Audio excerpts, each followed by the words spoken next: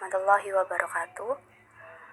Di sini kami dari kelompok 4 yang beranggotakan Elijah Trustianingati dan Intan Setiorini. Kami di sini akan membahas tentang i'rab isim dan isim ghairu munsharif. Selanjutnya, di sini saya akan membahas tentang definisi dari i'rab.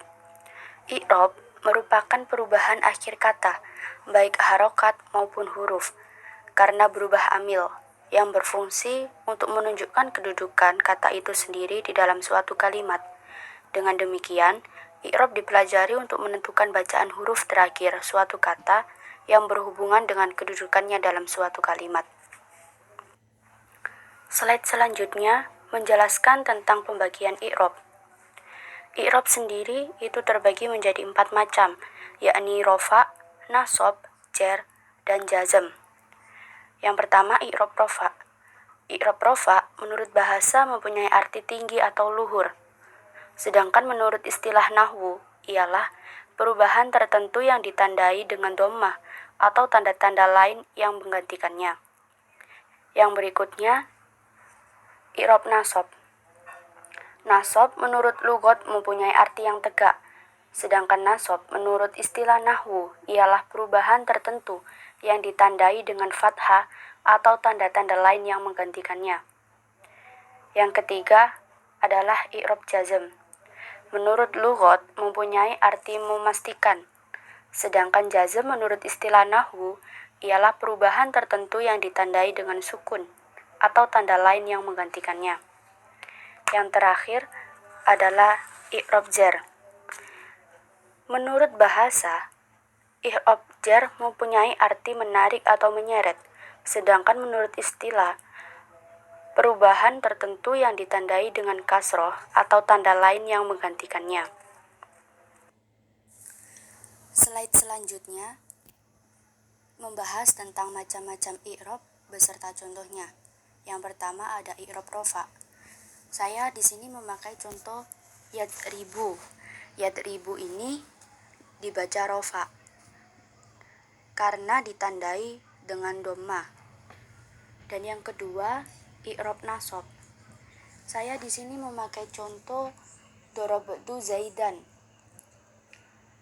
Darabtu zaidan, lafaz zaidan dibaca nasab dan amil yang menasabkan ialah lafaz darabtu karena nasabnya ditandai dengan tanda fathah. Yang ketiga, i'rab khafat.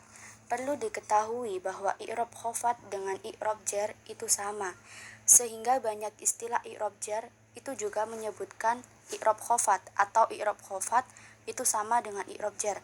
Jadi semuanya itu satu kesatuan. Di sini dalam i'rab khafat atau i'rab jar, saya memakai contoh sholaitu fi masjidi. Lafaz masjidi dibaca jar dan amil yang mengejarkan ialah fi. Jarnya ditandai dengan fathah karena merupakan pengganti kasroh. Yang terakhir ada i'rab jazm. Di sini saya memakai contoh hum lam yadkhulu. Lafaz yadkhulu dibaca jazm. Amil yang menjazmkan ialah lafaz lam. Jazmnya ditandai dengan pembuangan nun. Asal katanya yakni yadkhuluna. Pembuangan nun ini juga merupakan dari pengganti sukun. Kemudian selanjutnya, i'rab isim. Di antara 4 macam i'rab yang boleh dimasuki isim hanyalah i'rab rofa, i'rab nasab, dan i'rab khafat. Sedangkan i'rab jazm tidak boleh memasuki isim. Sebagai contoh, yang pertama ada i'rab rofa. Contohnya, salimun mu'alimun. Artinya, Salim seorang guru. Yang kedua, i'rab nasab. Contohnya, ra'aitu saliman. Artinya, aku telah melihat Salim. Yang ketiga, i'rab khafat. Contohnya, marortu bisalimin. Artinya, aku telah bertemu dengan Salim.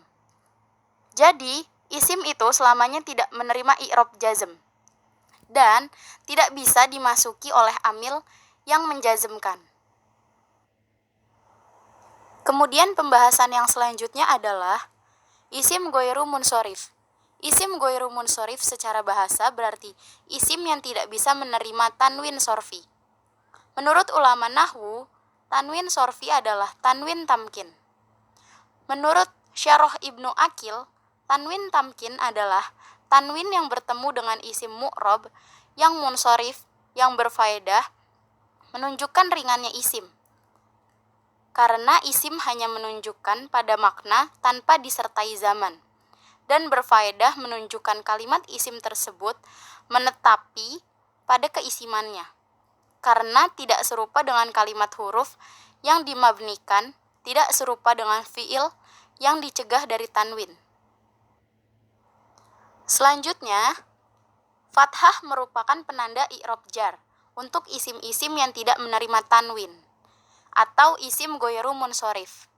Di mana saja kita menjumpai isim ghairu munsorif dibaca jar, maka ditandai dengan harokat fathah pada akhirannya. Seperti contohnya, wa auhayna ila Ibrahima. Lafaz Ibrahima merupakan isim ghairu munsorif yang dibaca jar, ditandai fathah dan amil yang mengejarkan, ialah ila. Selanjutnya adalah isim ghairu munsorif menjadi gugur karena kemasukan al. Dan apabila isim ghairu munsorif tersebut dimudlofkan atau berada setelah al, maka berubah menjadi munsorif. Isim ghairu munsorif ini akan kembali pada asalnya jika dijarkan dengan tanda kasroh. Apabila dimudlofkan atau kemasukan al, dengan demikian tidak akan lagi termasuk ke dalam golongan isim ghairu munsorif, tetapi menjadi golongan munsorif. Karena sesungguhnya salah satu dari ilat yang bisa mencegah tanwin itu menjadi luntur dengan sebab dimasuki oleh al. Sekian dari kelompok kami, kurang lebihnya kami mohon maaf. Wassalamualaikum warahmatullahi wabarakatuh.